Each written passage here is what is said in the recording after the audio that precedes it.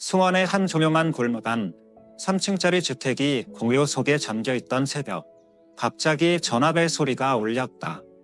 일반 벨소리가 아니었다. 긴급 전용으로 설정된 낯선 벨소리였다. 72세의 황영옥 할머니는 화들짝 놀랐겠다. 어둠 속에서 떨리는 손으로 반짝이는 휴대폰을 더듬었다. 화면에는 이렇게 뜨고 있었다. 국세청 수원지도. 이 시간에 여보세요. 잠에서 막 깬 목소리는 갈라져 있었다. 안녕하세요. 국세청 조사관입니다. 황영옥님 맞으시죠? 네, 맞습니다. 황영옥인데요. 5월 4일에 박수민 명의의 계좌로 2,900만 원을 이체하셨죠? 확인 부탁드립니다. 심장이 철렁 내려앉았다. 박수민, 그 이름은 할머니의 외손녀였다. 국립대학교에 합격한 지 얼마 안 된 손녀. 학비 마련을 위해 시골에 있는 땅을 팔아 그 아이에게 송금한 돈이었다. 그저 한 할머니가 손녀에게 준 사랑이었다. 마음 깊이 담긴 선물이었다. 그런데 이게 조사의 대상이 된다고. 죄송하지만 제 손녀입니다. 등록금이 필요해서 제가 그냥 손녀라고 해도 세법 위반 소지가 있는 거래입니다. 신고가 안 된 자산 이전으로 판단되어 출처 확인이 필요합니다. 말이 막혔다. 머릿속에 복잡한 생각들이 휘몰아쳤다. 적금 통장, 정원 영수증, 땅 매매 계약서, 전부 낡은 나무잔 안에 뒤섞여 있는 그 서류들이 떠올랐다. 오늘 중으로 출석 통지서가 발송됩니다. 협조 부탁드립니다. 졸업. 전화가 끊겼다. 황 할머니는 침대에 주저앉았다. 식은땀이 줄줄 흘렀다. 돈 때문이 아니었다. 가족을 사랑한 마음이 죄가 될 수 있다는 생각 때문이었다. 밤마당 의자에 앉아 멍하니 있던 할머니 앞으로 검은 정장을 입고 국세청 명찰을 단 남자가 다가왔다. 그는 하얀 봉투를 내밀며 말했다. 황영옥 님 되시죠? 네. 긴급 출석 요구서입니다. 오늘 오후 5시까지 국세청에 출석해 주셔야 합니다. 그는 고개를 깊이 숙인 뒤 조용히 사라졌다. 손에 쥔 봉투가 바들바들 떨렸다. 봉투 모서리 한참에 진하게 임세된 문구. 의혹사안, 자금 이동 불투명, 간접 탈세 가능성. 할머니는 고개를 들어 흐린 5월의 하늘을 바라보았다. 그 순간 맞은편 이웃이 창문 너머로 자신을 바라보는 시선이 느껴졌다. 손녀는 아직 아무것도 모르고 있다. 그리고 할머니는 뭐라고 말해야 할지 도무지 알 수 없었다. 국세청 수원지도, 인간 재정조사 302호시. 프린터기에서 규칙적인 소리가 끊임없이 울렸다. 마치 김전담에 짓눌린 심장의 박동처럼. 테이블 위에는 황영옥 할머니의 최근 10년간 은행 거래 내역이 출력되어 차곡차곡 쌓이고 있었다. 그녀 맞은편에는 3명의 인물이 앉아 있었다. 등을 꼿꼿이 세운 채 황영은 이 수석조사관 일원도 놓치지 않는 사람으로 압력 높았다. 또 한 명은 젊은 여성 감사관 하늘이 감정 없는 냉정한 표정의 소유자. 세 번째 인물은 이름조차 밝히지 않았다. 다만 조용히 관찰하며 기록만 하고 있을 뿐. 그 존재는 마치 역사의 증인이었다. 황영옥 씨. 이 수석이 입을 열었다. 간단한 질문 하나 드리겠습니다. 이 2,900만 원을 손녀에게 송금하면서 신고하지 않으셨습니까? 그건 신고해야 하는 줄 몰랐어요. 저는 사업체도 아닌데요. 그냥 손녀 등록금이었어요. 순간 반환의 공기가 묘하게 가라앉았다. 하늘이는 고개를 끄덕이며 충격된 한 장의 종이를 건넸다. 5월 4일 농협계좌에서 2005년생 박수민 계좌로 2,900만 원 송금. 기고란 등록금이라고 표기하셨네요. 그녀는 종이를 들고 고개를 들어 조용히 말했다. 입소리는 부드러웠지만 날카로웠다. 2023년부터는 가족 단 1,000만 원 이상 송금 시 10년 이내 이체는 재산 이전 가능성으로 간주됩니다. 알고 계셨나요? 할머니는 고개를 천천히 저었다. 설령 손녀라 해도 이것이 대출이나 적법한 지원이라는 증거가 없다면 해당 금액은 자동으로 별표 증여, 별표로 간주되어 최대 20%의 증여세가 부과됩니다. 더 심각한 건요. 이 수석이 말을 잃었다. 고의 은퇴 정황이 드러날 경우 최대 10년간 소득과세와 가산세까지 적용됩니다. 3개월 전 친구와 아침 커피를 마시던 어느 날, 요즘도 알뜰하게 사시네. 예전 적금 통장도 아직 가지고 계셔? 친구가 웃으며 말했다. 그거 승민이 대학 보내려고 남겨둔 거야. 요즘 애들 힘들잖아. 그냥 통째로 보내주려고. 어떻게 보내? 문서 같은 건 만들었어. 문서는 무슨? 내가 할머니인데 그 정도는 잔 넘길 수 있잖아. 그때 친구는 잠시 말을 멈췄지만 별말 없이 웃고 넘겼다. 그 누구도 몰랐다. 그 작은 사람의 행동이 거대한 태풍의 문을 열고 있었다는 것을. 같은 시각 서울금융거래분석센터. 빨간 경고등이 깜빡이며 자동 감지 시스템이 작동되었다. 박수민 계좌의 고령 가족으로부터 2,900만 원 입금 미신고 이체. 2단계 감시 항목의 등록. 시스템 정보 02B AI 예측 모델 결과 미신고 자금 이동 가능성 84%. 제한, 소환지구의 데이터 전달 및 임시 코드 생성 요청. 2025년부터 정부는 새로운 시스템을 도입했다. 이름하여 포상금 알고리즘. 위심 거래를 포착하고 입증한 직원에게는 추징액의 10%를 포상으로 지급. 그 결과 부모가 자녀에게, 할아버지가 손자에게 보내는 모든 금액조차 이젠 현미경 아래에 놓이게 되었다. 황영옥 씨. 하네리가 다시 입을 열었다. 최근 2년간 가족 구성원들에게 총 6회 송금하셨고 유적 금액은 8천만 원을 넘습니다. 혹시 각각의 내역 기억하시나요? 할머니는 아무 말도 할 수 없었다. 매년 설날, 생일, 약타, 심지어 아들 카드비 도와줬던 일까지 전부 그냥 가족에 대한 정이었을 뿐이다. 하지만 국가 시스템은 이미 그 모든 순간에 하나하나 쌓아두고 있었다. 최영미, 61세, 은퇴한 초등학교 교사, 30년간 아이들을 가르치며 살아온 그녀에게 유일한 자랑은 단 하나, 외아들 진우였다. 그날 진우가 말했다. 엄마, 저 곧 결혼해요. 그 말을 들은 순간 최영미 씨는 울고 나왔다. 놀라움 때문이 아니었다. 행복해서, 그리고 마침내 엄마로서의 역할을 다한 것 같아서. 다음 날 그녀는 자신이 아껴 모은 퇴직금 5천만 원 전액을 임칠의 진우에게 송금했다. 아무런 메모도 없이, 그 누구에게도 알리지 않고 그저 조용히 마음속으로만 증언했다. 결혼식 준비했어. 빚지지 않도록. 수신, 최영미 납세자, 번호 014XJSX, 송금일자, 4월 14일, 문서번호 203B-572, 폐란거래의 자금 출처, 사용 목적 및 이체 관련 서류 제출 요청. 놀란 그녀는 국세청 대표번호로 전화를 걸었다. 상담 직원은 차분히 설명했다. 이번 송금과는 증여로 간주될 수 있습니다. 신고되지 않았기 때문에 세금 의무가 이행되지 않은 상태로 확인되었어. 그녀는 말을 잇지 못했다. 전 사업하는 사람도 아닌데요. 그냥 아들 결혼식에 도와주고 싶었을 뿐이에요. 이해합니다.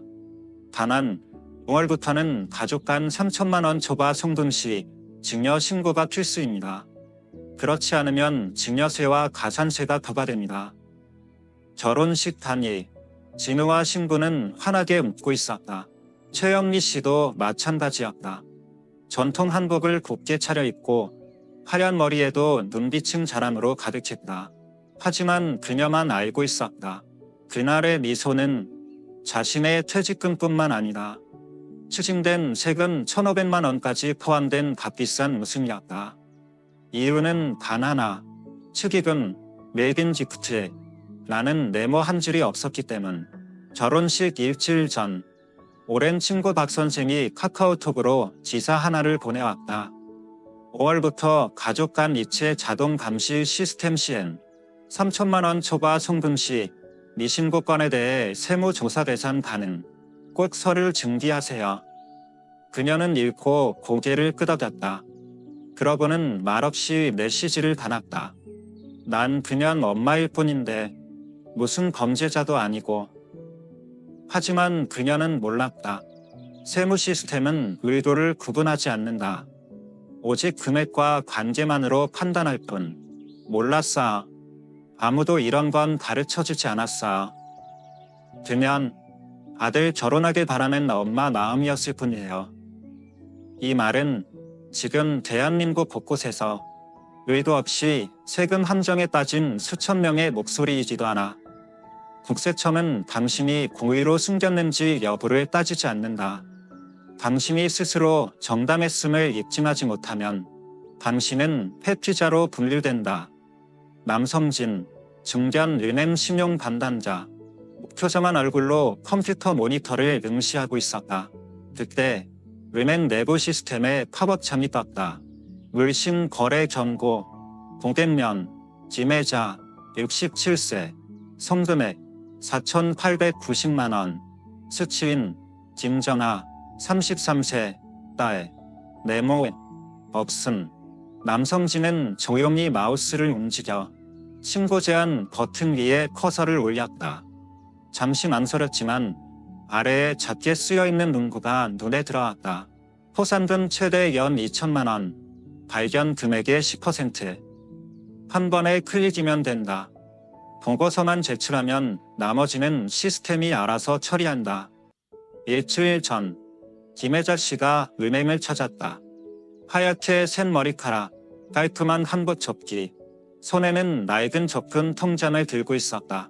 그녀는 해맑게 웃으며 말했다. 우리 딸이 딴짓차를 걸어서요. 제가 인터넷은 잘 몰라서 4,800만 원 정대신 보내줄 수 있을까요? 네, 알겠습니다. 바로 도와드릴게요. 성진은 평소처럼 그녀를 결표 아주머니 결표라 불렀고 사판도 건넸다. 내일 그랬대. 하지만 이번엔 달랐다. AI 미연 탐지 시스템이 반응했다. 평균 거래금의 8배, 수취인은 4억 거래 2억 없음, 네모란 공단, 송금자는 고령층, 추징 대상 거래의 전형적인 종합이었다. 2025년 5월, 결표 세무포상금 제도, 결표가 법제화되었다. 이제는 누구나, 은행 직원도, 이웃도, 심지어 가족도 세금 추징 성공 시 최대 10% 포상금을 받을 수 있다. 직접 나설 필요 없다. 맞대면도 없다. 그저 시스템에 종사 제한 한 줄 입력하면 끝. 남성진은 마침내 클릭했다. 보고서는 전송되었고 그 순간부터 시스템은 조용히 작동했다. 국세청 출소교부서, 첨부문서 중 다음과 같은 항목이 포함되어 있었다. 발견 출처, 제3자 익명 제보. 그녀는 말없이 손에 든 편지를 바라보았다. 누가 신고했는지 모른다. 어떻게 알았는지도 모른다. 하지만 분명한 건 하나. 그녀가 가장 믿었던 누군가가 클릭했단 사실. 트위스트에 당신을 보는 건 AI만이 아니다. 이제 당신의 거래를 감시하는 건 단지 알고리즘이 아니다. 사람도 당신을 본다. 그리고 그 사람은 아무 말도 없이 당신의 선의를 법적 증거로 바꾸어 놓는다. 더 무서운 건 당신은 끝까지 그 사람이 누군지 알 수 없다는 것. 부산 자파점을 운영하던 유승자 씨. 유학 중인 사위에게 송금한 2,100만 원이 추징당했다. 그녀는 통지서에서 발신인을 확인하고 경악했다. 초기 제보자, 부녀의 지인 과거 무료료가 수억 소개해준 대상자. 그녀는 믿기 힘들었다. 왜 그 사람이 답은 간단했다. 그 사람은 돈이 필요했고 유승자 씨는 카카오톡 단체방에서 상위 유학비 보내느라 요즘 힘들다 라고 말해버렸다. 한 줄의 메시지, 한 번의 말실수, 한순간의 확정, 그리고 사라진 수천만 원. 어두운 화면 위로 한 줄의 코드가 흘러간다. 패턴 82F: 가족 간 고액 송금, 증빙 없음, 반복성 낮음. 블랙키블 3.2. 최신 국세청 분석 시스템이 2017년에 오래된 거래 하나를 감지했다. 송금자, 조승민, IT 엔지니어, 인천 거주. 수취인, 정경자, 모친, 2년 전 산원. 금액, 4,200만 원. 네모, 병원비, 생계비, 증빙 없음, 영수증 없음, 증인 없음. 결국 조승민은 별표 미신고 증여실 혐의 별표로 세무조사를 받게 된다. 조사 시 조승민은 묵묵히 책상에 앉아 조사관과 마주하고 있다. 그때 송금은 병원비라고 하셨죠. 네, 어머니가 심장질환이 심하셨어. 투석 치료도 받고 수술도 했습니다. 관련 영수증 있으십니까? 그땐 그런 걸 보관할 생각을 못했어. 어머니도 이제 안 계시고. 조사관은 말없이 치고들을 두드렸다. 혈안 송금 기록은 증여세 대상 판단 유력, 고인 산환 후 소득조사 적용. 조승민은 조용히 숨을 내쉬었다. 시스템 속 어머니는 이제 한 줄의 데이터일 뿐이었다. 가려진 증시 잘못하지 않아도 서류 없으면 혐의자가 된다. 많은 사람들이 가족을 돕기 위해 송금한다. 특히 부모가 병원에 계시거나 생계가 어려울 때 그들은 진심을 담아 보냈다. 깨끗한 돈, 선한 의도, 가족을 위한 마음. 하지만 다음에 조건 하나라도 빠지면 이들은 모두 혐의자가 된다. 영수증 없음, 차용증 없음, 수취인이 산안함, 적이 기억나지 않은, 감미라, 여행사 직원. 2015년부터 2017년까지 매달 아버지에게 200만 원씩 송금했다. 네모, 생활비. 2025년 아버지의 부동산 담보대출 조사 과정 중 그녀의 과거 송금 내역이 모두 소환되었다. 조사 결과는 이랬다. 지속적 생계 지원 문서 없음, 계약 없음, 증여 누적 판단, 연간 500만 원 초과 세금 플러스 가산세 부과, 절과, 추징세 900만 원, 가산세 400만 원, 반지. 8년 전 그녀가 문서 한 장을 남기지 않았기 때문이었다. 5년, 10년, 아니다. 외신 정황이 있다면 국세청은 최대 10년 소급조사 가능. 특히 산환자나 상속자산 관련 거래는 예외적으로 더 긴 기간까지 가능. 즉 30살에 했던 선한 송금 한 번이 45살에 당신의 파산으로 올 수 있다. 조승민은 결국 변호사를 선임했다. 그리고 혼잣말처럼 자신을 자책하기 시작했다. 왜 그때 그냥 이체했을까? 어쩌면 내가 무심해서 가족을 위험에 빠뜨린 건 아닐까? 하지만 누가 그에게 알려줬는가? 어머니에게 돈을 보낼 때도 법적 서류가 필요하다는 걸 아무도 없었다. 그리고 시스템은 그런 변명을 듣지 않는다. 결투 윤참호 58세. 결투는 어머니가 세상을 떠난 후 시골로 내려가 잠시 머물게 되었다. 어머니는 유언장을 남기지 않았다. 하지만 집안 누구나 알고 있었다. 그녀는 생전에 큰돈을 장남인 참호에게 주었다는 사실을. 금액은 8천만 원. 그 당시 참호는 무직이었고 아내는 떠났으며 혼자 아이를 키우며 살아가던 상황이었다. 가족 누구도 이 일을 제기하지 않았다. 그저 안쓰럽게 여겼다. 하지만 단 한 사람은 잊지 않았다. 바로 동생 윤찬이. 천안에서 은퇴 공무원으로 살고 있는 전직 세무서 직원이었다. 어느 날 천안 세무서에 한 통의 익명 제보서가 도착했다. 2019년 고 윤숙자 씨와 장남 윤창호 간의 출처 불분명 성분 거래 확인 요청. 신고되지 않은 증여 가능성 있음. 총금액 8천만 원. 첨부 파일에는 다음과 같은 자료가 포함되어 있었다. 어머니 명의 계좌 사본, 송금 내역, 현금 인출 기록, 자필 메모 사진, 포에게 남겨줄 돈, 신고 이메일의 발신자는 3개월간의 조사를 거쳐 국세청은 윤창호 씨에게 다음과 같은 내용의 공문을 보냈다. 해당 거래가 증여가 아닌 계여였음을 증명할 서류를 제출하십시오. 자금 사용 내역 증빙 없을 시 증여세 1,600만 원 플러스 가산세 650만 원을 부과합니다. 창호는 누가 신고했는지 알지 못했다. 그러다 우연히 제출된 인명제보서의 사본을 보게 되었다. 그 안에 손글씨가 적혀 있었고 그중 호라는 글씨가 왼쪽으로 기울어지며 끝이 위로 치켜 올라가는 특이한 필치였다.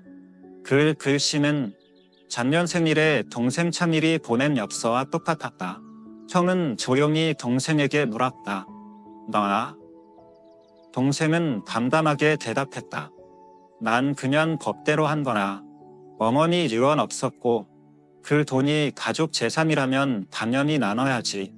반 나누려면 세금은 공평하게 내야 해. 그 돈 받을 땐 내가 어머니 곁을 지켰고 돌봐드린 건 나였어.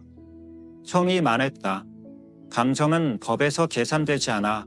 형, 동생은 차갑게 답했다. 그 말 한마디다. 17년을 같은 당에서 살아온 형제의 인연을 끊었다.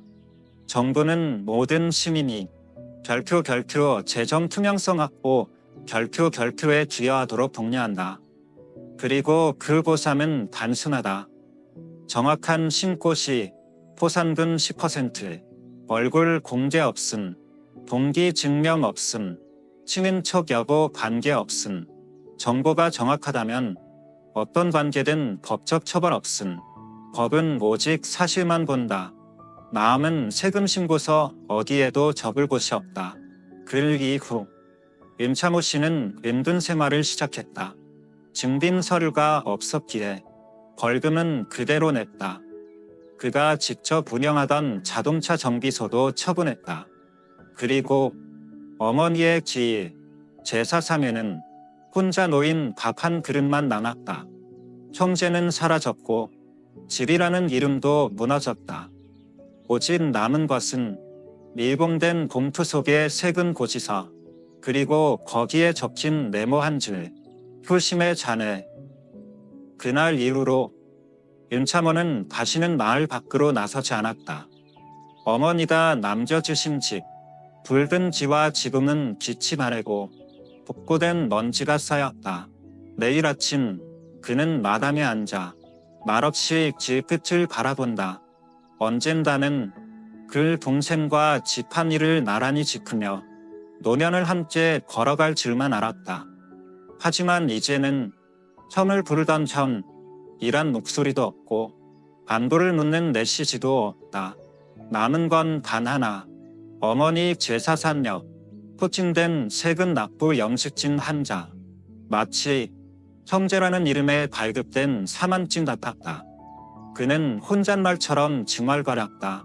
어머니, 사랑이 증거가 없다고 가족을 무너뜨릴 수 있는 거라면 저 차라리 아무것도 안 달았어야 했나요?